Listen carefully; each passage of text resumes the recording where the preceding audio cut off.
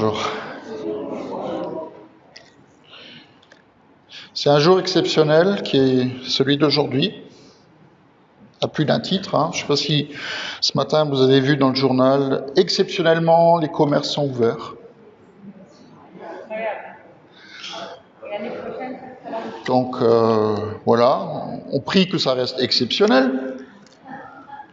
Mais c'est quand même un jour exceptionnel, parce que ce jour que nous célébrons aujourd'hui et qui est béni parmi tous les jours qui ont jamais été et qui y sont et qui y seront, célébrons la mort de Jésus qui va transformer, qui a transformé, qui transforme encore à la fois nos vies mais aussi l'histoire du monde. Et nous sommes invités à entrer pleinement j'ai envie de dire, dans ce cortège de gloire qui est le sien, même si cette journée n'est pas forcément une journée très joyeuse. Le vendredi saint, c'est un jour terrible pour Jésus, mais c'est une bénédiction pour nous. C'est le jour le plus terrible de toute sa vie sur la terre, mais c'est un jour qui est exceptionnellement bon pour nous. Et le mot d'ordre qui nous accompagne aujourd'hui, c'est cette parole que nous connaissons de l'évangile de Jean qui nous dit que Dieu, il a tellement aimé le monde. Et je ne sais pas si on réalise ce que ça veut dire tellement. C'est plus que plus. Il a tellement aimé le monde, il a tellement aimé le monde, afin que qu'il a donné son Fils unique, évidemment, afin que quiconque croit en lui ne périsse pas. Il ne veut pas qu'on meure éternellement, qu'il périsse pas, mais qu'il reçoive, que nous recevions la vie éternelle. Amen. C'est un bon jour pour nous. Et nous sommes invités à célébrer à la fois ce mystère du vendredi saint, qui est une bénédiction, et à adorer notre Dieu qui a tout fait pour nous donner la vie, qui s'arrête jamais. Et je vous invite à chanter pour commencer au Prends mon âme, prends-la Seigneur.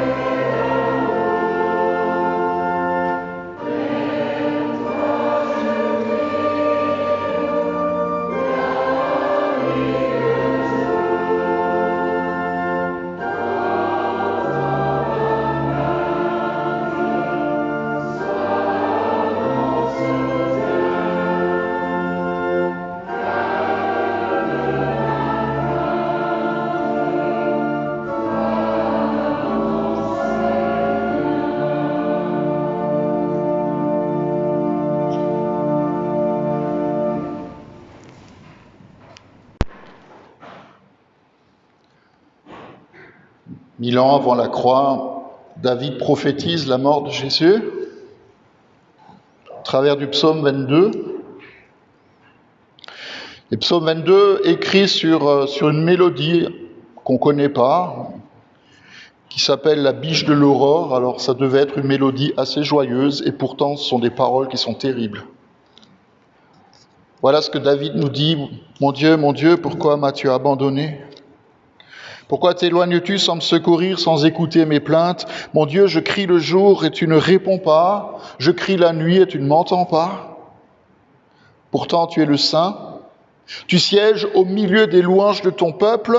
C'est en toi que nos ancêtres se confiaient. Ils se confiaient en toi et tu les délivrais.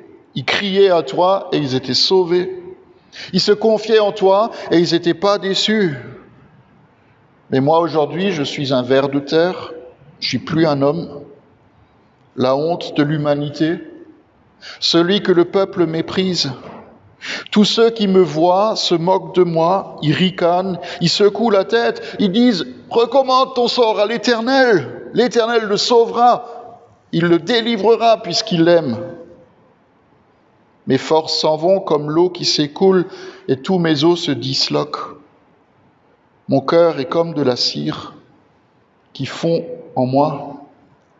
Ma force se dessèche comme l'argile et ma langue s'attache à mon palais. Tu me réduis à la poussière de la mort. Oui, des chiens m'environnent. Une bande de scélérats rôde autour de moi. Ils ont percé mes mains et mes pieds. Je pourrais compter tous mes os. Et eux, ils observent, ils me regardent. Ils se partagent mes vêtements et ils tirent au sort ma tunique. Toi, Éternel, ne t'éloigne pas. Toi qui es ma force, viens vite à mon secours. Protège mon âme contre l'épée et ma vie contre le pouvoir des chiens. Sauve-moi de la gueule du lion et des cornes du buffle. Et toi, Éternel, tu m'as répondu, j'annoncerai ton nom à mes frères et je te célébrerai au milieu de l'assemblée. Vous qui craignez l'Éternel, louez son nom. Amen. Je le dis tous les ans, mais est-ce qu'on se rend compte que le roi David prophétise la croix alors que ça n'existe même pas encore? Il voit juste dans sa vision un homme avec les mains et les pieds percés. S'invita, louez le Seigneur. Tu es venu jusqu'à nous.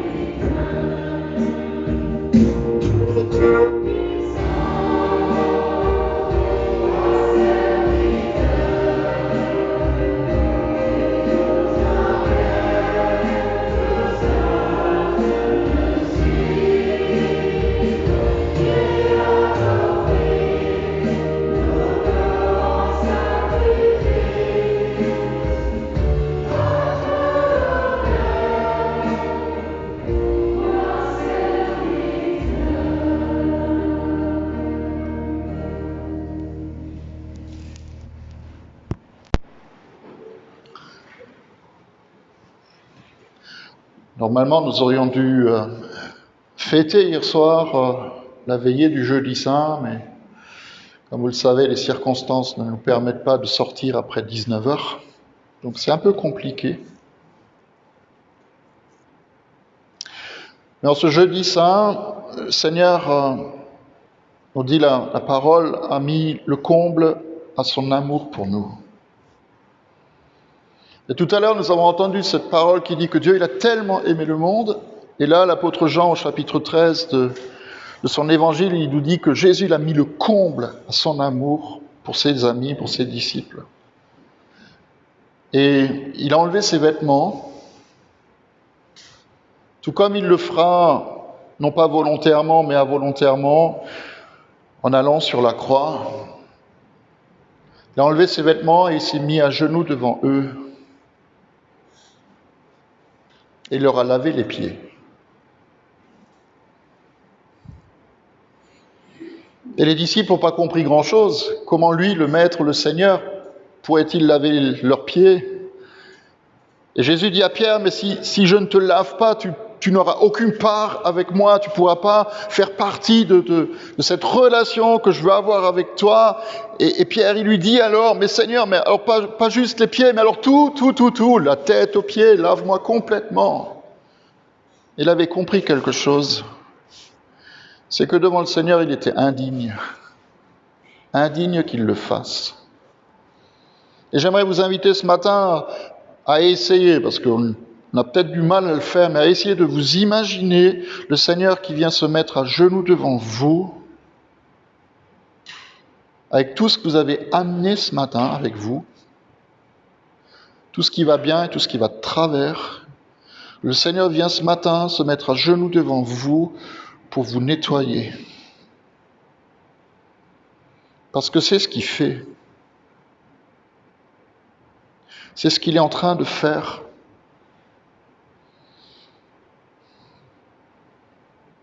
Moi, je prie, Seigneur, que tu viennes maintenant et que tu nous donnes comme le fils prodigue de la parabole que Jésus a raconté un jour l'a fait, que nous rentrions en nous-mêmes.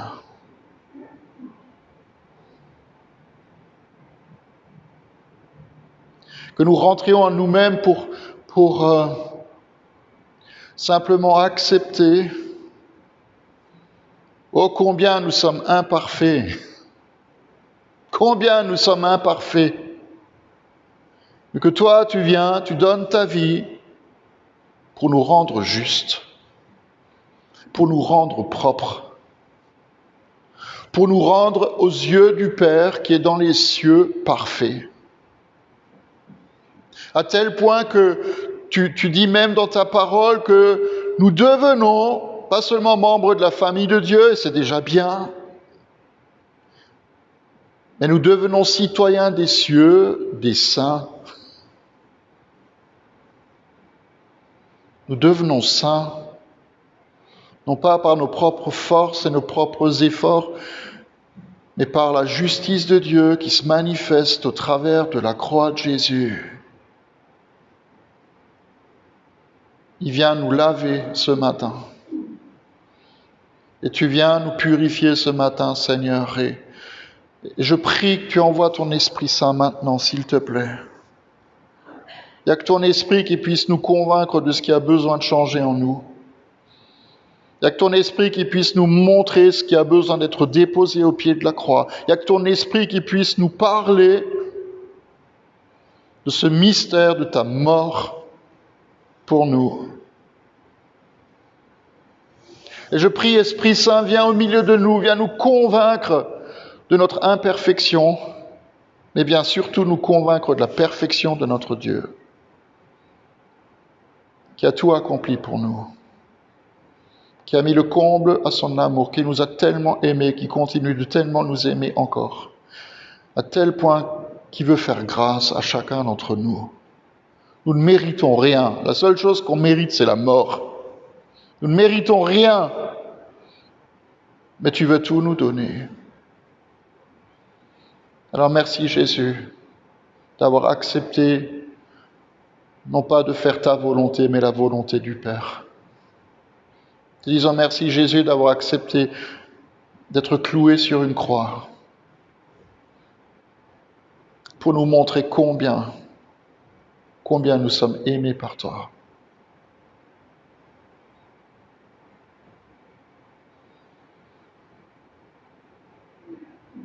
Et nous prions, Saint-Esprit, viens.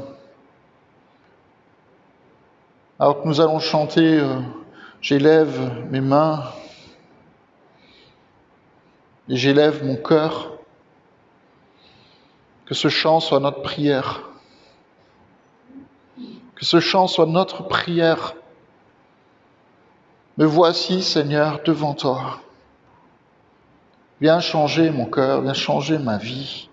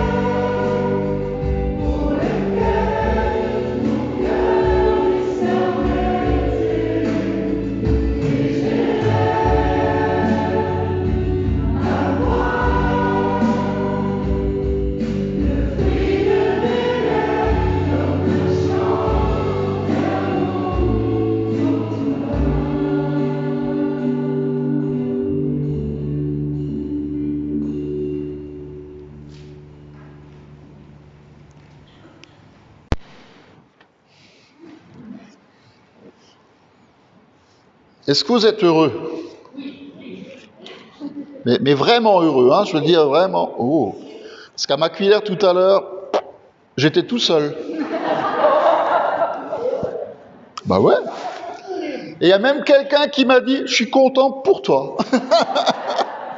Donc je suis content pour vous si vous êtes heureux. C'est vrai. Vous savez pourquoi? Parce que Paul écrit dans la 2e aux Corinthiens, si quelqu'un est en Christ, il est une nouvelle créature. Moi, je suis tout neuf. Ça se voit pas, mais je vous assure que c'est vrai. Les choses anciennes sont passées. Écoutez cette parole, les choses anciennes sont passées et toutes choses sont devenues nouvelles. Tout peut redevenir neuf pour toi et pour moi. Et tout cela vient de Dieu qui nous a réconciliés avec lui par Jésus-Christ et qui nous a donné comme mission de proclamer la réconciliation. C'est pas à cause de nous. C'est pas à cause de nous que nous pouvons recevoir une vie nouvelle. C'est pas parce qu'on serait meilleur que les autres, ou pire que les autres, ou plus doué que les autres, ou plus intelligent que les autres. Non, c'est à cause de Dieu.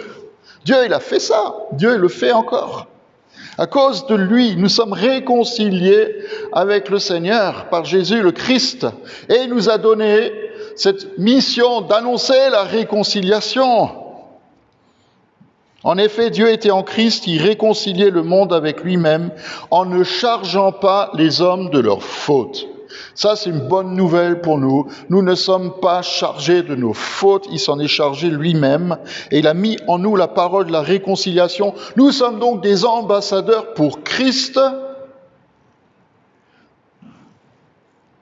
comme si Dieu adressait par nous son appel, et nous vous en supplions au nom de Christ, soyez réconciliés avec Dieu. Soyez réconciliés avec Dieu. Si vous êtes fâchés avec lui, réconciliez-vous, s'il vous plaît, avec lui. Et si vous êtes fâché avec quelqu'un, s'il vous plaît, réconciliez-lui avec le fâché. Et si vous êtes en mauvais termes avec vous-même, réconciliez-vous avec vous-même.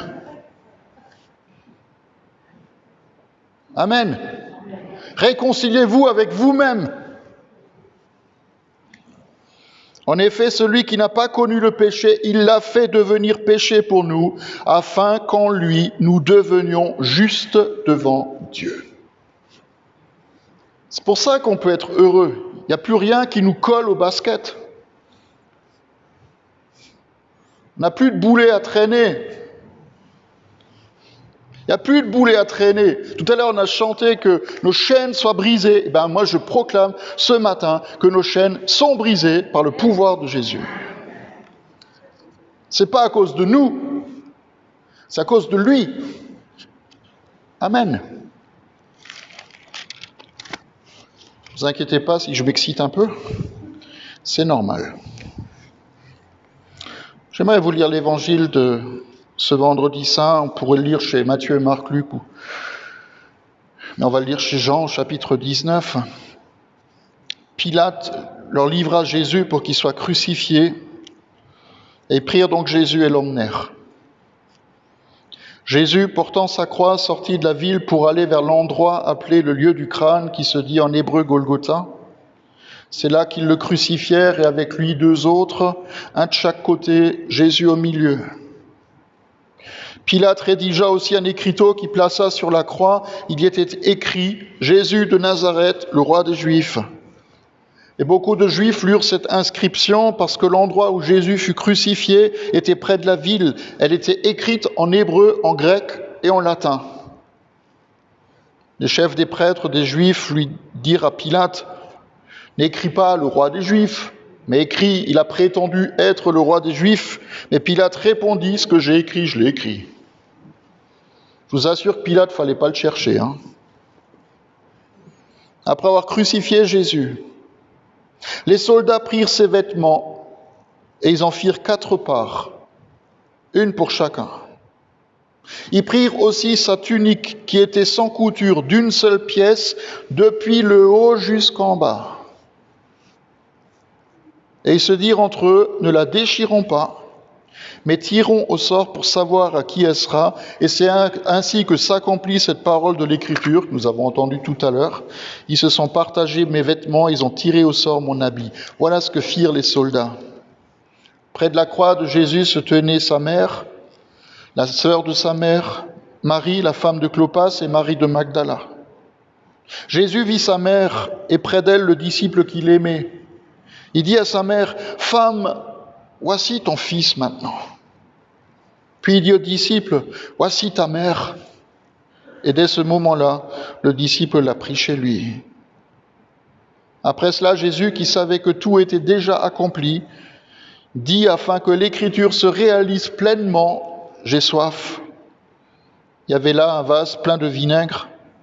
Les soldats en remplirent une éponge, la fixèrent sur une branche d'hysope, l'approchèrent de sa bouche. Quand Jésus eut pris le vinaigre, il dit « Tout est accompli », puis baissa la tête et rendit l'esprit.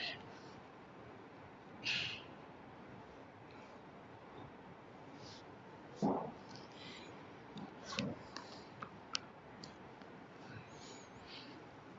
allons chanter devant le trône du Très-Haut.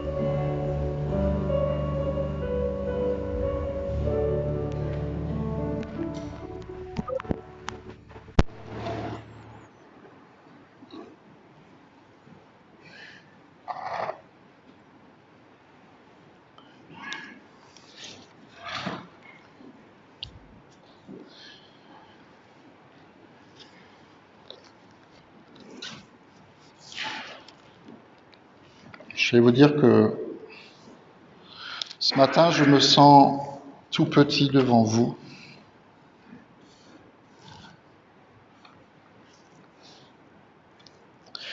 Je me sens tout petit devant vous parce que derrière moi, à côté de moi, il y a ça.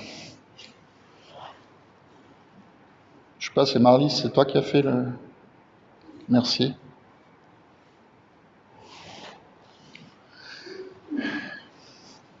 Il y a la croix de Christ. Il y a les clous, il y a la couronne d'épines.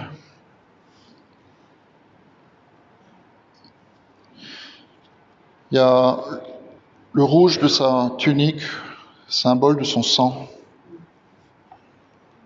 Puis là, il y a l'agneau qui symbolise qui il est vraiment, à ce moment-là. Et nous avons eu, c'est vrai, ce privilège dimanche dernier avec, pour la première fois depuis très longtemps, je crois même que c'est la première fois de toute notre vie, on a eu ce privilège de célébrer la Pâque juive que nos amis, frères et sœurs ont fêté la semaine dernière avec beaucoup d'amis de toutes dénominations, où nous avons rappelé le sens de ce que nous vivons aujourd'hui. Ça fait 33 siècles que nos frères et sœurs juifs fêtent la Pâque. Ça fait 33 siècles, tous les ans, sans aucune interruption, même dans les années les pires, sans aucune interruption, qui se sont rappelés qu'un soir de cette Pâque-là, quand Dieu les a libérés de l'esclavage, ils ont mis du sang sur les linteaux et les poteaux des portes de leur maison, pour que l'ange de la mort ne passe pas sur eux. Et Jésus qui donne sa vie, il donne sa vie au même moment où le peuple d'Israël sacrifiait les agneaux pour la Pâque. Il meurt au même moment où le bêlement des moutons et des brebis se sont fait entendre dans le temple et ailleurs. Dieu rend justice, et il rend justice au travers de son Fils. Aujourd'hui, c'est un jour béni, c'est un jour qui est saint, et c'est aussi une bonne journée. C'est pas pour rien que les Anglais, les Anglo-Saxons, ils disent le Good Friday. C'est pas vendredi saint pour eux, c'est le Good Friday, c'est le vendredi qui est bon. Il est bon pour nous.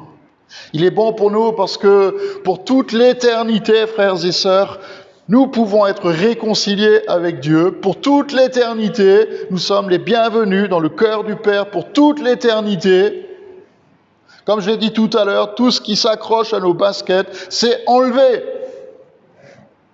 Par ce fait unique, exceptionnel, dans toute l'histoire des hommes, un homme innocent meurt pour les coupables. Le juste meurt pour les injustes, c'est-à-dire chacun d'entre nous. Et j'aurais pu vous lire ce matin toute l'épître aux Hébreux. Lisez-la chez vous. J'aurais pu lire toute l'épître aux Romains. J'aurais pu lire tous les évangiles. J'aurais pu lire toutes les lettres de Jean. J'aurais pu lire tout le Nouveau Testament et même tout l'Ancien Testament, parce que tout se dirige vers cet événement qui s'appelle le Vendredi Saint. Tout se dirige vers ce Jésus annoncé par les prophètes et par Moïse, qui donne sa vie pour l'humanité, pour chacun d'entre nous, pour ceux qui croient, ceux qui ne croient pas, ceux qui se moquent, ceux qui n'en ont rien à faire, ceux qui lui ont tourné le dos, ceux qui l'ont aimé jusqu'au bout, ceux qui aujourd'hui sont persécutés à cause de son nom, et ceux qui aujourd'hui encore lui crachent dessus. Jésus est l'agneau de Dieu qui enlève le péché du monde. Et comme je l'ai dit, prophétisé par la loi de Moïse, annoncé déjà, même dans le livre de la Genèse, il va écraser la tête du serpent, celui qui continue de nous mordre encore et encore, celui qui continue à faire en sorte que le monde dans lequel nous sommes vit dans la misère et le malheur souvent. Le Seigneur a annoncé qu'il allait lui écraser la tête. Et nous bénissons le jour où le Seigneur va revenir et où définitivement tout ce qui aujourd'hui nous fait encore souffrir et nous fait du mal sera éliminé pour toujours. Et ce jour va venir. Mais ce jour a commencé le jour où la croix a été plantée sur le mont Golgotha, là où Christ a donné sa vie pour nous. Alors aujourd'hui, c'est vrai, nous fêtons une partie de la vérité, mais qu'une partie. L'autre partie, c'est après-demain. Parce que si nous voulons qu'il y ait une résurrection, il faut d'abord qu'il y ait une mort. Si nous voulons qu'il y ait une guérison, il faut que quelque part on soit malade. Si on veut quelque part qu'on soit purifié, il faut qu'il y ait en nous des tâches qui ont besoin d'être enlevées. Une partie de la vérité, c'est aujourd'hui. Après la vie vient la mort. Et c'est une bonne nouvelle pour nous. C'est une bonne nouvelle pour nous. Après la vie vient la mort. Mais après la mort, il y a la résurrection. Ça, c'est la deuxième partie de cette bonne nouvelle que nous allons entendre dans peu de temps. Après la mort, il y a la résurrection. Et j'ai tellement aimé cette image qui nous a été donnée dimanche dernier par rapport à la réalité que après la vie, il y a la mort.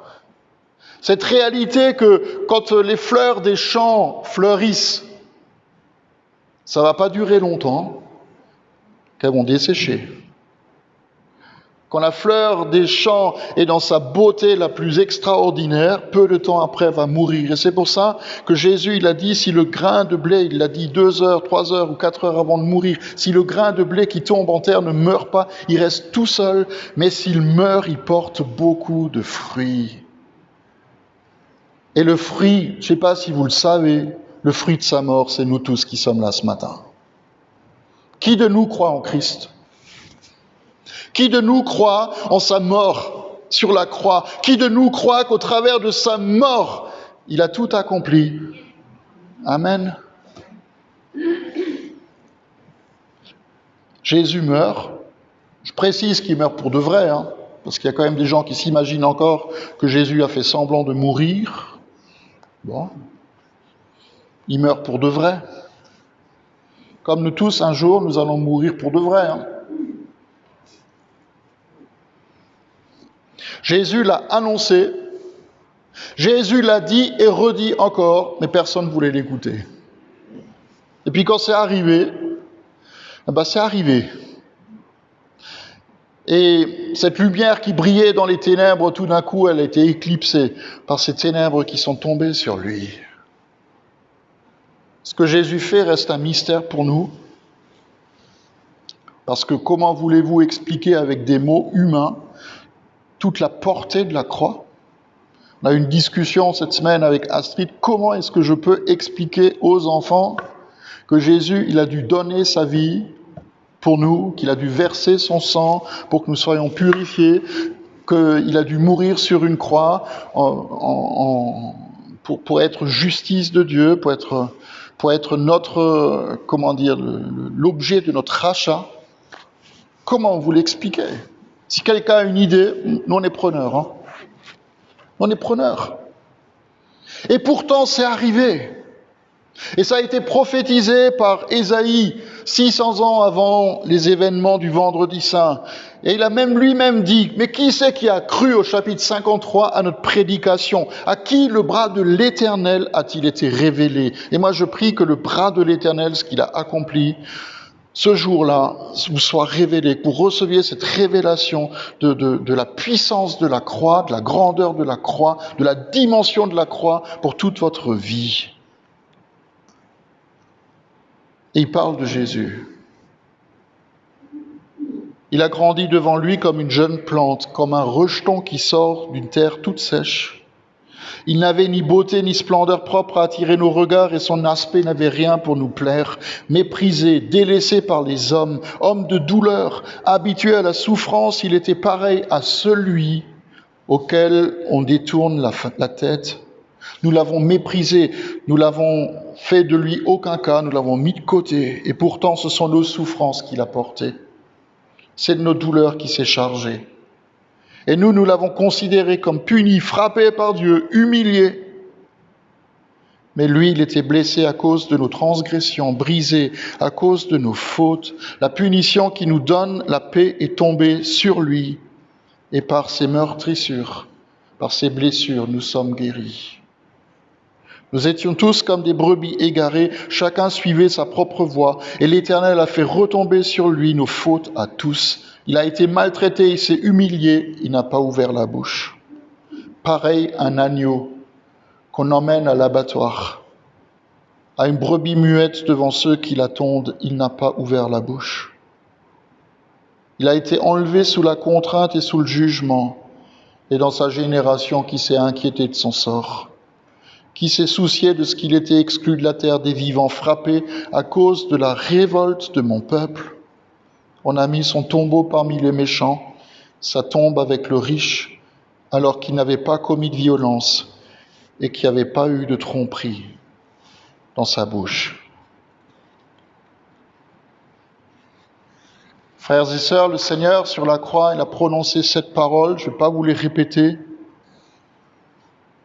Entre autres, j'ai soif, Père, je remets mon esprit entre tes mains. Mon Dieu, pourquoi m'as-tu abandonné?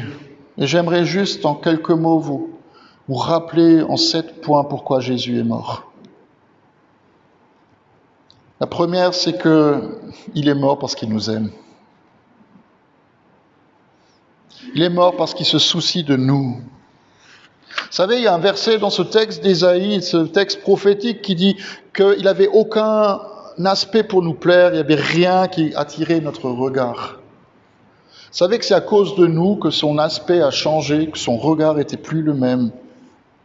Parce que moi, je crois que l'amour, c'est pas juste un beau, un bon et un noble sentiment, mais que l'amour, c'est aussi une souffrance. Vous ne croyez pas que l'amour nous fait mal? Vous n'êtes jamais inquiété parce que vos enfants avaient de la fièvre?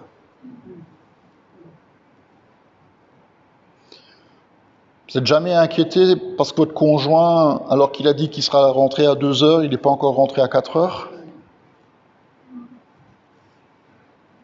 Vous n'avez jamais fait de soucis à cause de ceux qui sont dans votre maison pour leur avenir? Quelqu'un de très intelligent a dit un jour, « Plus j'aime, moins je suis tranquille. » Et je crois que c'est juste. Plus nous aimons, moins nous on est tranquille.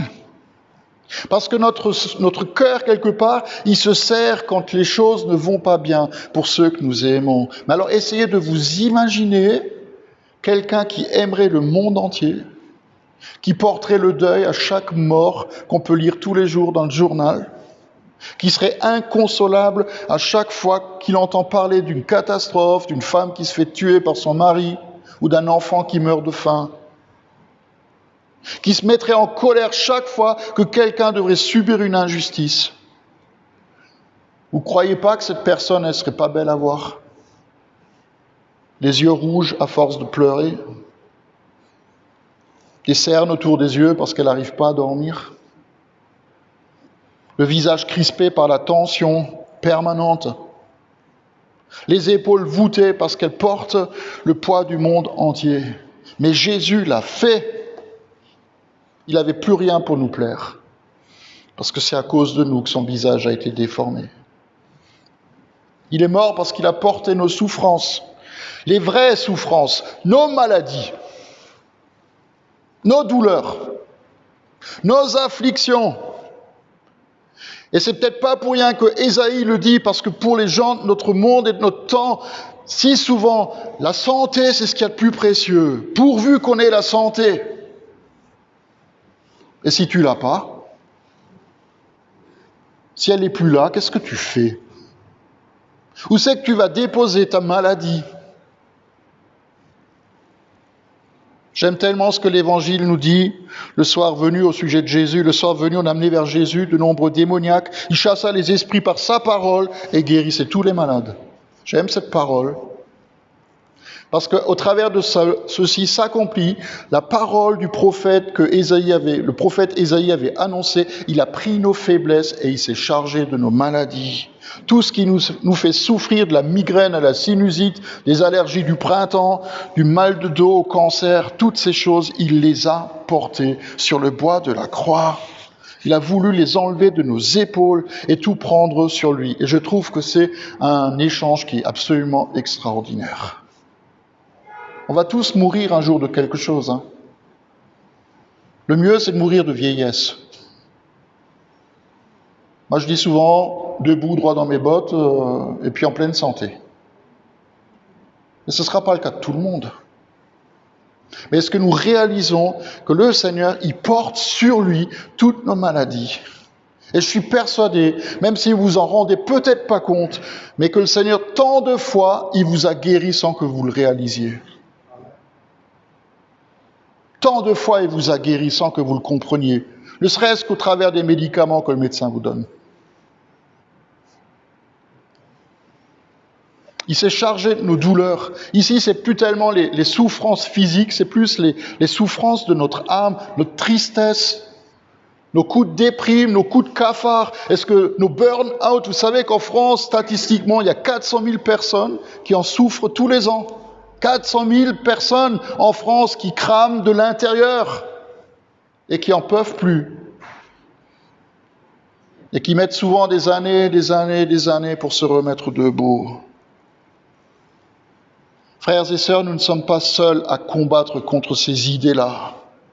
Le Seigneur est avec nous. Il s'est chargé de nos douleurs.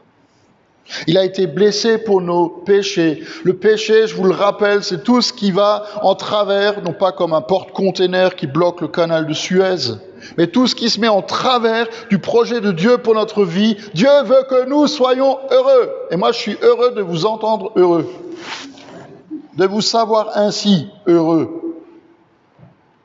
Mais il y a tellement de choses qui nous empoisonnent la vie, tellement de choses que nous faisons ou que nous subissons, qui nous empêchent d'être libres, qui nous empêchent d'être dans ce bonheur que le Seigneur veut. Il a été blessé pour nos péchés. Il a été brisé pour nos fautes. Et ça, c'est par rapport à notre relation à notre Dieu. Il a ployé sous le poids de la croix, du péché du monde. Et vous savez, ce verbe de « il a été brisé » pour nos fautes, c'est un terme en hébreu, c'est terrible. C'est pas juste brisé comme je prends un vase et puis je le casse quand il tombe par terre. Mais c'est brisé, ça veut dire écrabouiller. Ça veut dire broyer, comme une voiture qu'on broie dans une décharge. Vous avez déjà vu le bruit que ça fait? Vous mettez une voiture dans la presse et puis c'est compressé. Et bien Jésus, il a été rendu ainsi, écrasé, broyé, taillé en morceaux à Golgotha. Et je nous rappelle que Golgotha, c'était la décharge publique de Jérusalem. Jésus meurt au milieu des ordures. Et le châtiment qui nous donne la paix est tombé sur lui. Je me souviens de cette histoire d'un petit garçon qui a été brûlé à 50% sur son corps et qu'on a réparé en lui greffant 6000 morceaux de peau de 1 cm² au fur et à mesure, grâce à des donneurs qui lui ont donné un morceau de leur peau, et en particulier son père.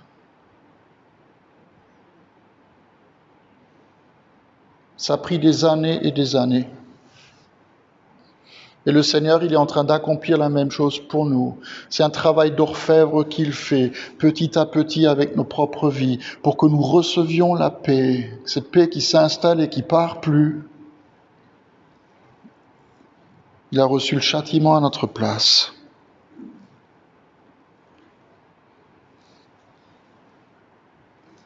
Pour moi, le mystère le plus grand de Vendredi Saint, c'est ce que le Père a dû ressentir. Et la Bible n'en dit rien du tout. Jésus crie, mon Dieu, pourquoi m'as-tu abandonné ?» C'est la seule fois dans tout l'Évangile où Jésus n'appelle pas Dieu son Père. Et il l'appelle Dieu. Mon Dieu, pourquoi m'as-tu abandonné?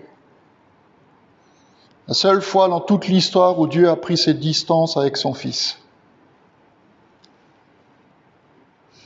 Et ça doit être terrible pour Jésus de savoir qu'à ce moment-là, lui qui était si proche du Père, qu'à ce moment-là, Dieu a pris ses distances. C'est terrible de savoir que Dieu se cache alors qu'on est tout le temps à côté de lui. Vous savez, moi je m'en fiche que les gens me fassent la tête ou si un crétin m'engueule au volant. Ça ne changera pas ma vie. Et imaginez qu'un de mes enfants ne me parle plus ou que mon conjoint ne s'adresse plus à moi. C'est autre chose. C'est autre chose. Et je suis persuadé que c'est que dans l'éternité qu'on comprendra l'impact de ce cri. Mon Dieu, pourquoi m'as-tu abandonné? C'est le cri de quelqu'un qui est seul un instant pour que nous ne le soyons plus jamais. Plus jamais. Par ces meurtrissures, frères et sœurs, nous sommes guéris de tout et pour toujours. Amen. Je vous invite à vous lever.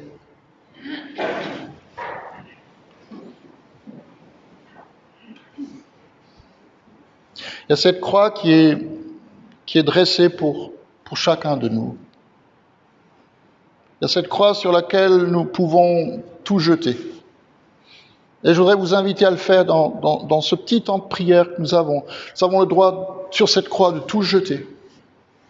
De jeter tout votre poison, de jeter tous vos cris, toutes vos plaintes, toutes vos maladies, toutes vos douleurs, toutes vos souffrances, tout ce qui pèse sur vos épaules, tout ce qui vous angoisse, tout ce qui vous fait peur, tout ce qui vous empêche d'être libre, tout ce qui vous empêche d'être heureux. Jetez-le sur cette croix. Jetez-le sur cette croix. Parce que c'est là que Christ a tout porté. Et on te dit merci Seigneur, de tout notre cœur. De tout notre cœur que nous pouvons nous débarrasser de tout ce qui nous tire en arrière, tout ce qui nous tire vers le bas, tout ce qui nous empêche d'être dans cette liberté que tu veux pour tes enfants et dans cette vie abondante que tu as promis de donner à ceux qui t'aiment. De pouvoir déposer ces choses au pied de la croix et de recevoir cette vie nouvelle. Au travers de cette parole que tu as prononcée, Jésus, sur la croix, tout est accompli. Te disant merci Père parce que pour nous tout est accompli, tout est accompli, tout est fait, tout est à notre disposition, le salut est à notre disposition, la vie nouvelle est à notre disposition, la résurrection elle est pour nous, la guérison elle est pour nous, la délivrance elle est pour nous, le pardon il est pour nous, le salut il est pour nous.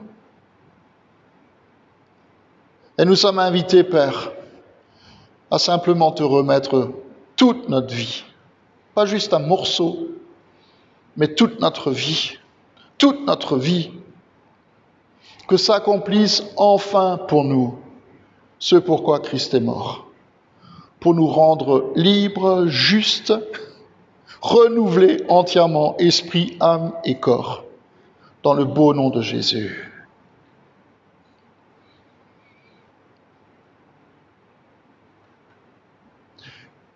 Et je vous en prie, frères et sœurs, recevez cette vie nouvelle. Recevez cette vie nouvelle. Recevez l'abondance de la grâce de Dieu. Recevez la paix qui vous manque. Recevez la joie qui est la force qui est notre force que l'Éternel nous donne. Recevez cet amour qui est tellement extraordinaire, qui nous rend même capables d'aimer ceux qui ne sont pas tellement aimables. Nous ouvrons les mains devant toi pour recevoir le fruit de ton don à la croix, le don de ta vie.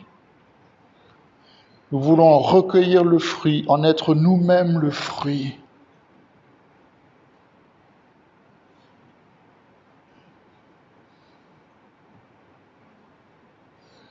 Merci de pardonner nos fautes,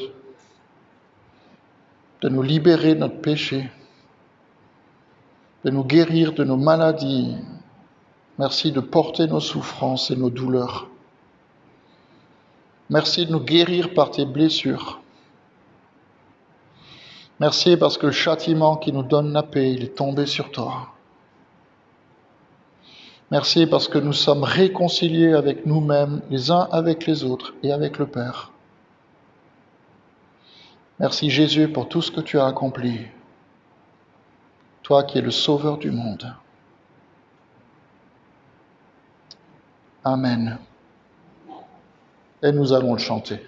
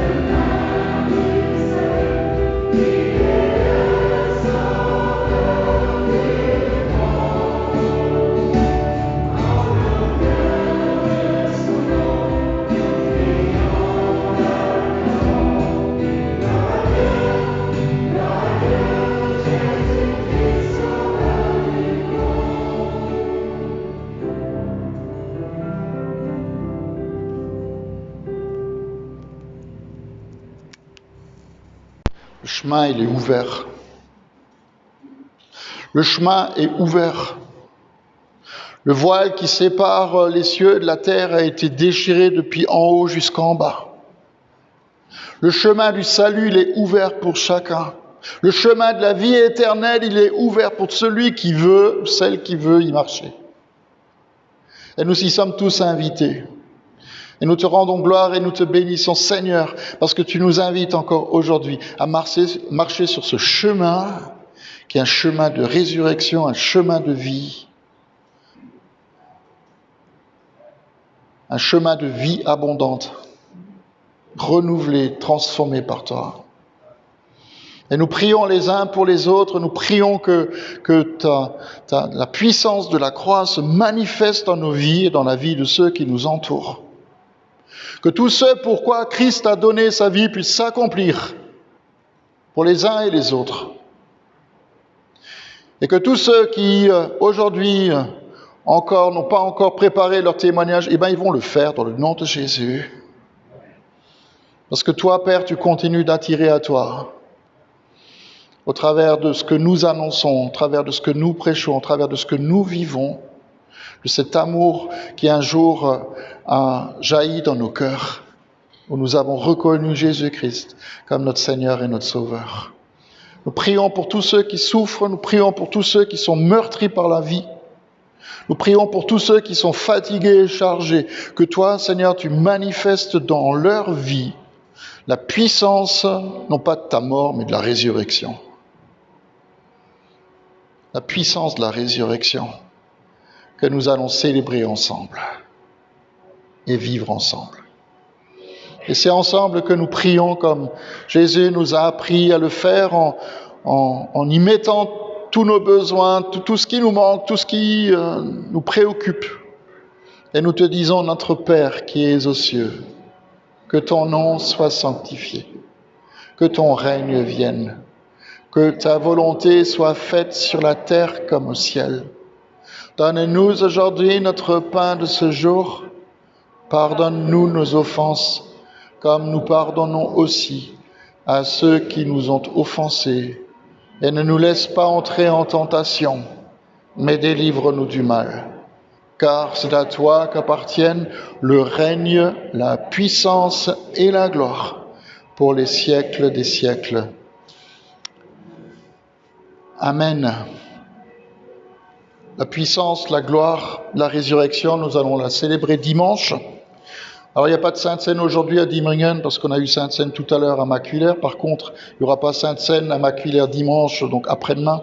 Et nous fêterons la Sainte Seine ensemble, nous partagerons le repas du Seigneur ensemble en ce dimanche de Pâques, donc 10h45 ici à Diemringen. Que le Seigneur nous garde, nous bénisse, nous remplisse de sa paix, nous remplisse de sa joie. Et je nous invite à chanter cette bénédiction les uns aux autres.